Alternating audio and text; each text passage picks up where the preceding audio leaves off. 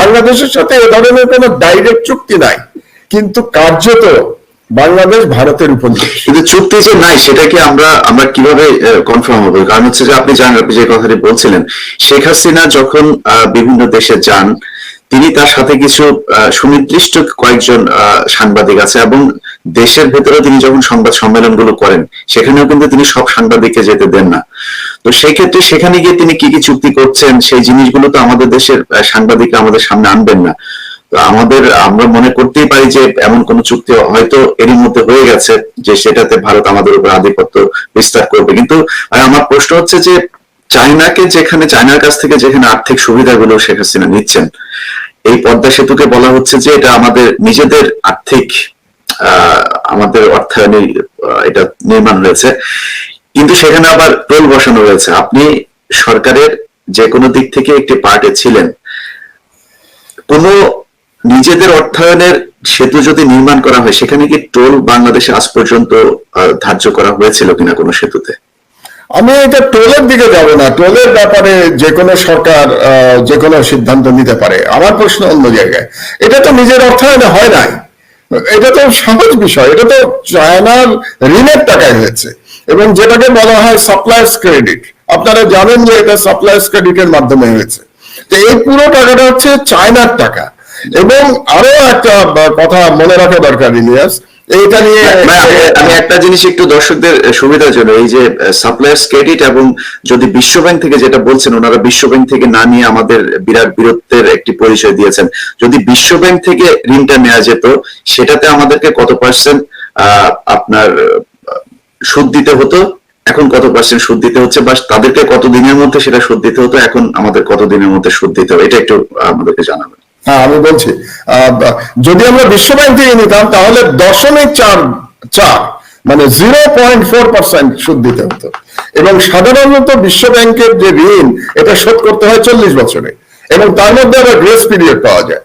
World bank normally দেখা যায় যে 5 বছর প্রায় গ্রেস পিরিয়ড দিয়ে দেয়, তার মানে 40 এবং আরো 5 বছর, তার মানে 45 বছর ধরে আপনি এটাকে। চায়না আমাদেরকে কত বছর গ্রেস পিরিয়ড? আমি আসছি সেখানে।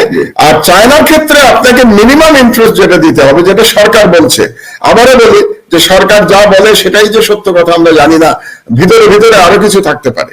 তো সরকার যেটা বলছে সেখানে 6% আপনাকে ঋণ শোধ করতে হবে, তার মানে 0.4%-এর জায়গায় আপনাকে 6%, পার্থক্যটা বুঝতে পারছেন?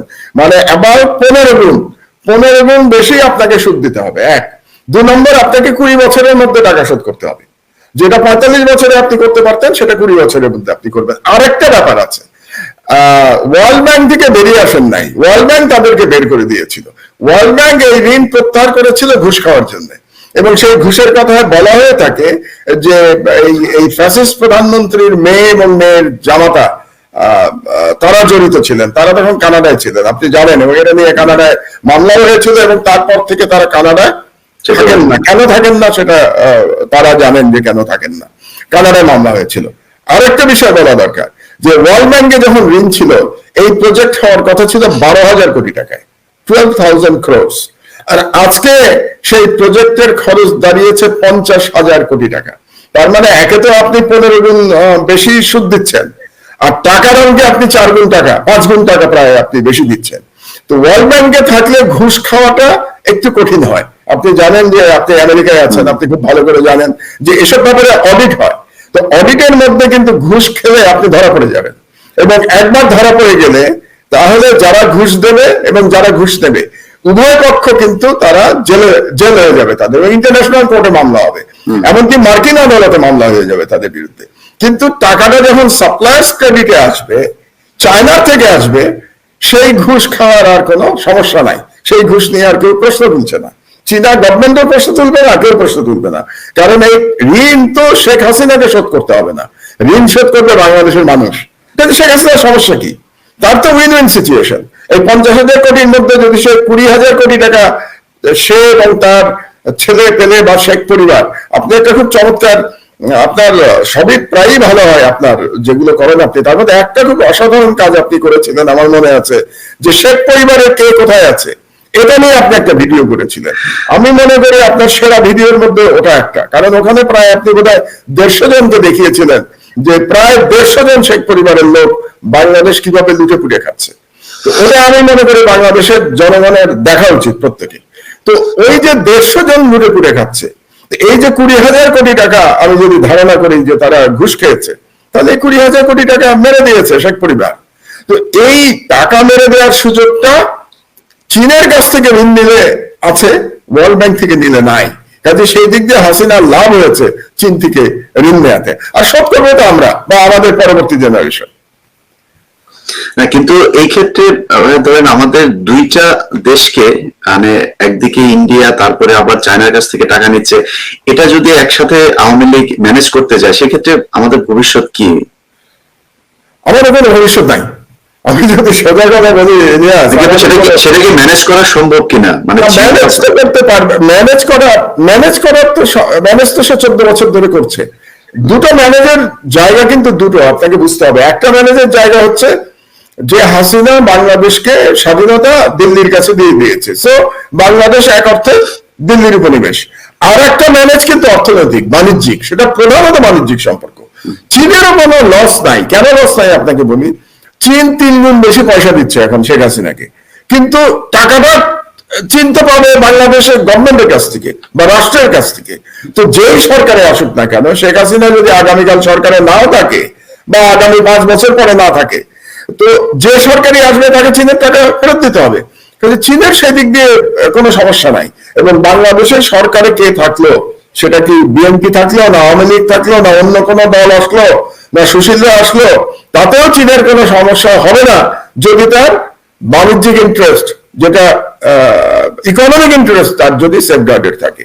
তো সেই দিক দিয়ে আমি হাসিনার কোনো সমস্যা দেখি না। কিন্তু সমস্যা অন্য জায়গায় আসবে, এই আলোচনায় আপনি এখনো আসেন নাই।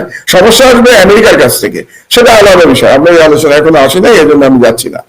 আমেরিকা হয়তো চীনের সাথে বা হাসিনার এই দহরম মরম পছন্দ করবে না, সেটা আপনি নিজে আমেরিকায় আছেন, আপনি জানেন। কিন্তু সর্বনাশ যেটা হচ্ছে সেটা হচ্ছে বাংলাদেশের জনগণের। এটা আমি বোঝার জন্য অনুরোধ জানাই সবাইকে। সর্বনাশ দুই দিক দিয়ে হচ্ছে। একটা হচ্ছে যে আমাদের সার্বভৌমত্ব চলে যাচ্ছে বা চলে যাচ্ছে না, তো চলে গেছে। আমাদের সার্বভৌমত্ব পুনরুদ্ধারের লড়াই করতে হবে, একটা। দুই হচ্ছে অর্থনৈতিক ভাবে আমরা একেবারে ওই যে যেটাকে বলে ঋণের ফাঁদে আমরা পড়ে যাচ্ছি। সেই ঋণের টাকা কিন্তু বাংলাদেশের জনগণকে শোধ করতে হবে। এবং শ্রীলঙ্কার অবস্থার দিকে যদি আপনি তাকান, বাংলাদেশের অবস্থা আগামীকাল শ্রীলঙ্কার মতো হবে না, কিন্তু যখন শ্রীলঙ্কার মতো হবে তখন হয়তো শেখ হাসিনা জীবিত থাকবেন না। সর্বনাশ কিন্তু যা হওয়ার হয়ে যাবে ইলিয়াস। শ্রীলঙ্কার অবস্থা তো আমাদের সাংবাদিকরা যা বলছেন, যেমন বঙ্গবন্ধু স্যাটেলাইট থেকে আমাদের নাকি 300 কোটি টাকা এসেছে, আমাদের এখন রেকর্ড রেমিটেন্স যাচ্ছে, রেকর্ড জনশক্তি রপ্তানি হচ্ছে, রেকর্ড মানে সবকিছু এখন হঠাৎ করে রেকর্ড হচ্ছে। আমাদের সাংবাদিকরা যে নিউজগুলো ইদানিং দেখছি, তো সেই ক্ষেত্রে শ্রীলঙ্কার দিকে যাওয়ার কি আদৌ কোনো আসলে অবস্থা আছে কিনা? অবশ্যই আছে। আপনি দেখেন, যদি শ্রীলঙ্কার দিকে নাই যাবেন, আপনি গত 1 মাসে বাংলাদেশের টাকার দাম সরকারি হিসেবে 3 টাকা কমেছে, তাই না? 85 টাকা ছিল এবং আজকে এই মুহূর্তে 88 টাকা সরকারি হিসাবে। এবং আপনি ব্যাংকে যদি যান, ব্যাংকে ডলারের দাম হচ্ছে 96 টাকা হচ্ছে ব্যাংকে দেওয়া, এবং আপনি ক্যাশ কিনতে চলে প্রায় 100 টাকা। এটা গেল একটা। দ্বিতীয়টা আমি আসি যে শ্রীলঙ্কার আপনি যে রেমিটেন্সের কথা বললেন, তারপরে আরো জনশক্তি রপ্তানিতে, জনশক্তি রপ্তানি। আপনাকে আমি একটা সিম্পল হিসাব দেই যে এই যে রিজার্ভ যেটা দেখানো হচ্ছে $42 বিলিয়ন, আপনি তো জানেন আইএমএফ বলেছে এখান থেকে $7 বিলিয়ন সরকার বাড়িয়ে দেখাচ্ছে। তার মানে $7 বিলিয়ন যেটা রাষ্ট্রের ঋণ আছে, ইন্টারন্যাশনাল যে কমিটমেন্ট আছে, সেই $7 বিলিয়ন আপনি রিজার্ভে দেখাতে পারবেন না অ্যাকর্ডিং টু ইকোনমিক থিওরি। এবং বাংলাদেশ সরকার কি বলেছে, তারা এই থিওরি মানে না। তো আমি যদি $7 বিলিয়ন বাদ দেই, তাহলে সরকারি হিসেবেই আপনার রিজার্ভ আছে $35 বিলিয়ন। এটা একটি। দ্বিতীয় কথা হলো, আপনার কি মনে আছে যে বাংলাদেশ ব্যাংক থেকে টাকা চুরি হয়েছে এবং বাংলাদেশ ব্যাংক থেকে সোনা চুরি হয়েছে? এই দুটো তো নিশ্চয়ই আপনার স্মরণে আছে। এখন আমার প্রশ্ন হলো যে কি পরিমাণ টাকা চুরি হয়েছে? একটা হিসাব আমরা জানি, কত 500 না 600 মিলিয়ন ডলার, এরকম একটা হিসাব তারা বলেছে। তো যদি ইন্ডিপেন্ডেন্ট অডিট না হয়, আমি জানবো কি করে যে আসলে কত পরিমাণ টাকা চুরি হয়েছে বাংলাদেশ থেকে? এবং সেটা শুধুমাত্র সম্ভব হবে যখন এই সরকার চলে যাবে, তখন আমরা জানবো যে অ্যাকচুয়াল রিজার্ভ থেকে কত টাকা চুরি হয়েছে। এক। 2 নম্বর, যে গোল্ড চুরি হয়েছে, কি অ্যামাউন্ট গোল্ড চুরি হয়েছে আপনি জানেন? আমি জানি কি অ্যামাউন্ট গোল্ড চুরি হয়েছে, তো আমি অডিট না করলে কিভাবে জানবো? যে সোনার বার গুলো রাখা হয়, যে গোল্ড বার, সেই গোল্ড বার গুলো কি সোনার রাখা হয়েছে নাকি সেগুলো তামার রাখা হয়েছে, সেটা আমরা কিভাবে জানবো? তো সেগুলো জানতে হলে তো আপনাকে প্রপার অডিট করতে হবে, এবং প্রপার অডিট করতে হলে একটা জনগণের সরকার তো লাগবে, সেখানে দায়বদ্ধ সরকার একটা লাগবে। তো সেটা না হওয়া পর্যন্ত আপনি অর্থনৈতিক আসল অবস্থা বুঝতে পারবেন না। আর রেমিটেন্সের যেটা বলছেন, রেমিটেন্সের ফাঁকটা আপনাকে আমি বলে দিই, আমি এখনই বলে দিই, বয়স হয়ে গেছে, আমরা দেখেছি রেমিটেন্স, বাংলাদেশের রেমিটেন্স কখন বাড়ে? নর্মালি 2 ঈদে বাড়ে। 2 ঈদে কেন বাড়ে? 2 ঈদের সময় আমরা দেখেছি যে মানুষ টাকা পাঠায় তার আত্মীয় স্বজনের জন্য, এবং ঈদের পরের মাসে সেই রেমিটেন্স কমে যায়। আপনি যদি হিস্টোরিক্যাল ডাটা দেখেন, আপনি প্রত্যেকবার দেখবেন যে ঈদের মাসে বাড়বে, ঈদের পরের মাসে কমে যাবে। বাংলাদেশে আশ্চর্য ব্যাপার হচ্ছে যে ওই যে ভাড়া খাটা সাংবাদিক যারা, এই সরকারের দালাল সাংবাদিক, যাদের কাজ হচ্ছে হালুয়া রুটির ভাগ নেয়, এই সাংবাদিক গোষ্ঠী হিসাব দেখাচ্ছে এই মাসে নাকি রেকর্ড রেমিটেন্স হচ্ছে, যেটা ইয়ের সাথে মেলে না, যেটা লজিকের সাথে মেলে না, এটা মেলার কোনো কারণও নাই। এবং তারা 19 দিনের একটা গল্প বলছে। আমার ব্যক্তিগত ধারণা, মাস শেষ হলে আপনি দেখবেন যে এই গল্প সঠিক ছিল না। এই গল্পটা এখন বাজারে কেন ছাড়া হয়েছে জানেন? যাতে ডলারের দাম আরো বেড়ে না যায়, মানে টাকার দাম আরো কমে না যায়। কারণ যদি জনগণ জেনে যায় যে টাকার দাম আসলে আমাদের রিজার্ভে টাকা নাই, তাহলে তো ডলারের দাম আরো বেড়ে যাবে।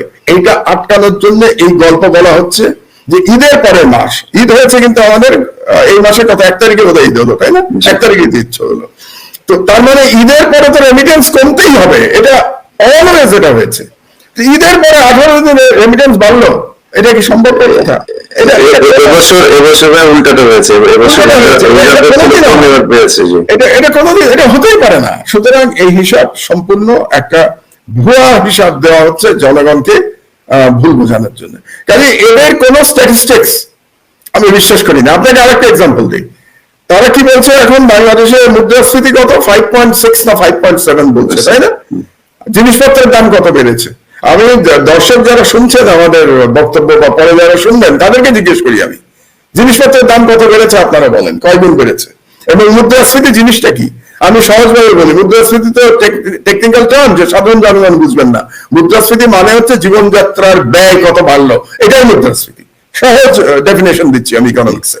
জিনিসপত্রের দাম কত, জীবনযাত্রার দাম কত বাড়লো, জীবনের জিনিসপত্রের দাম কত বাড়লো। আচ্ছা, গত 1 মাসে বলেন চাল, ডাল, তেল, আমি যদি বেসিক আইটেমে যদি শুধু থাকি, চাল, ডাল, তেল, সবজি, মাংস, মাছ, এই 5-6টা আইটেমের কত % দাম বেড়েছে, এইটা জানলেই আপনি মুদ্রাস্ফীতি জানবেন। আমি যতদূর শুনেছি যে ইয়েরা বলেছে, যে বিবিএস যেটা বলে, যে তাদের হিসাব অনুযায়ী জিনিসপত্রের দাম বেড়েছে কোনো কোনো ক্ষেত্রে 50 থেকে 80%। তারপর মুদ্রাস্ফীতি কি করে 5% হবে, 5.6% হবে?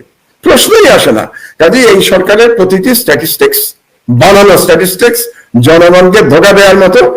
যারা যেভাবে ওই যে 5 বছর পর পর একটা ভোটের নাটক করে, সেইভাবেই জনগণকে একটা ভুয়া স্ট্যাটিস্টিক্স এই শেখ হাসিনা দিয়ে চলেছে। এই স্ট্যাটিস্টিক্স এর উপরে কোনো বিশ্বাস করার কোনো কারণ নাই। আমি আপনাকে যে প্রশ্নটি শুরুতেই করছিলাম, যে আপনি নিশ্চয়ই দেখেছেন কিনা জানি না, ফেসবুক, ইউটিউব, সোশ্যাল মিডিয়া সয়লাব শেখ মুজিবকে নিয়ে একটি সিনেমা হয়েছে, কি যেন একজন নায়ক নাম, তো ওনাকে শেখ মুজিব বানানো হয়েছে। তো ওনাকে আপনার 7 মার্চের একটি ভাষণ, সম্ভবত যেই ট্রেলার যেটা দেখানো হয়েছে, সেখানে 7 মার্চের ভাষণে উনি এক জায়গায় বলছেন যে ভারত বাংলাদেশ ভাই ভাই। এই কথাটা আসলে কি মানে শেখ মুজিব বলেছিলেন কিনা তিনি 7 মার্চে যে ভাষণ, সেখানে প্রশ্নই আসে না। 7 মার্চে ভারতের রেফারেন্স কেন আসবে? 7 মার্চের বক্তৃতা শেখ মুজিব কেন দিয়েছিলেন? দিয়েছিলেন এই কারণে যে আর্মি ক্র্যাকডাউন হয়েছিল বাংলাদেশে, পাকিস্তান আর্মি ক্র্যাকডাউন করেছিল, এবং পাকিস্তান আর্মি কি করলো, তখন যে জেনারেল ইয়াহিয়া ছিলেন তিনি কি করলেন, পার্লামেন্টের অধিবেশন বন্ধ করে দিলেন। সুতরাং তার বক্তৃতা ছিল সেই পার্লামেন্ট অধিবেশন নিয়ে, তার মানে রাজনীতি নিয়ে বক্তৃতা ছিল। এবং পাকিস্তান আর্মি যে ক্র্যাকডাউন করেছিল, যত মানুষ হত্যা করেছিল, সেটার বিচারের জন্য তিনি বক্তৃতা দিয়েছিলেন।